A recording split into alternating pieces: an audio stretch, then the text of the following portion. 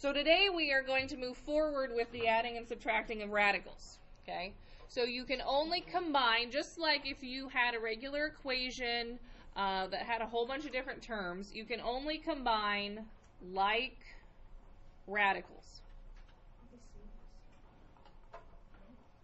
Just like you can only combine like terms in an equation.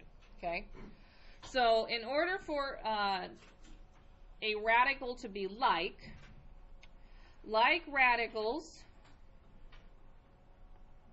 have the same index, and remember that index is that little number out in front. So we're looking at radicals that have 2 indexes or no indexes, because if the index isn't there, it's automatically a 2. And it also has to have the same radicand. Now remember, the radicand is the number or the number in letters that are underneath the square root. Okay, so it has to have the same number out in front, that little index, and it also has to have the same number under the square root. How do we know if it doesn't have an index at all?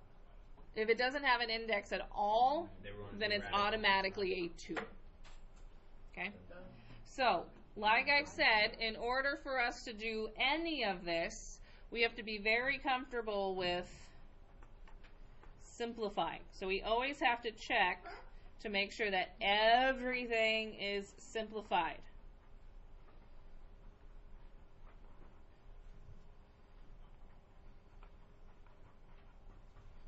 Okay, so simplify everything in that problem.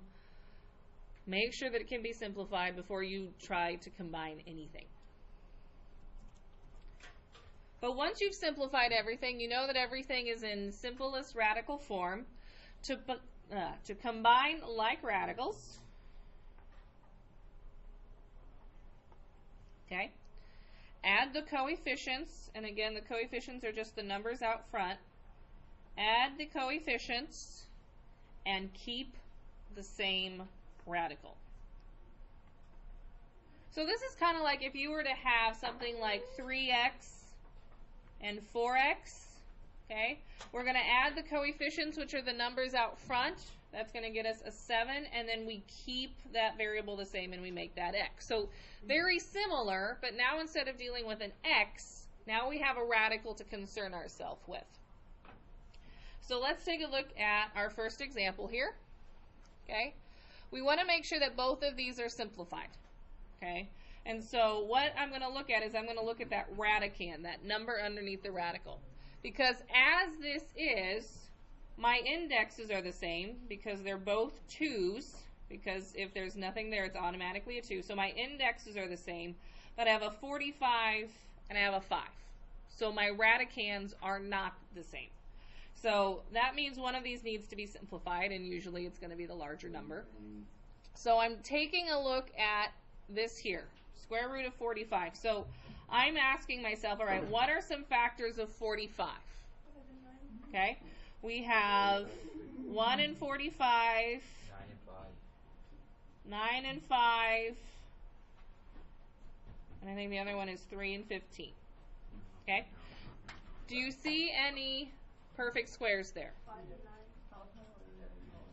1 and 9 are your perfect squares, and then I want the largest one, so I want this guy here. So then I would have 3 square root of 5, and all that is taken care of is just the square root of 45. So now I have to take what I've simplified the square root of 45 by, and now I have to multiply it by that 2 out front. So all this is going to do is change this coefficient out front. So I'm going to have 2 times 3, that gives me 6 square root of 5, and now I can drop this down to a minus 2 square root of 5. So now I can combine them by taking the coefficients, which is a 6 and a 2, and that's the only thing that I'm going to change. So I'm thinking 6 minus 2, that gives me 4, and then I keep that radical, that square root of 5, the same.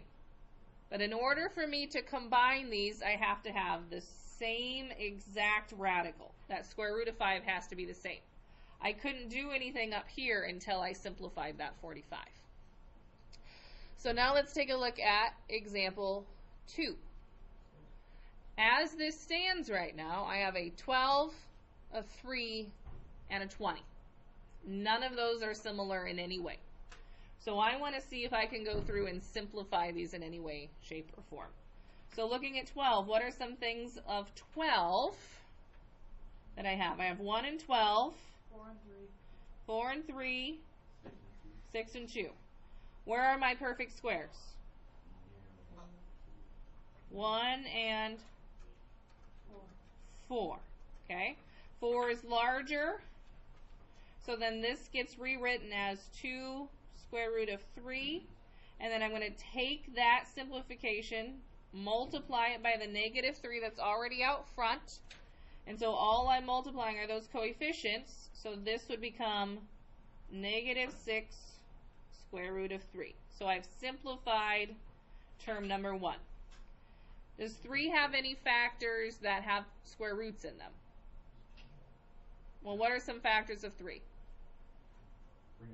1 and 3. 1 is a perfect square, but if 1 is the only perfect square that you have, then this is as simplified as it gets. So I'm just going to drop this guy straight down.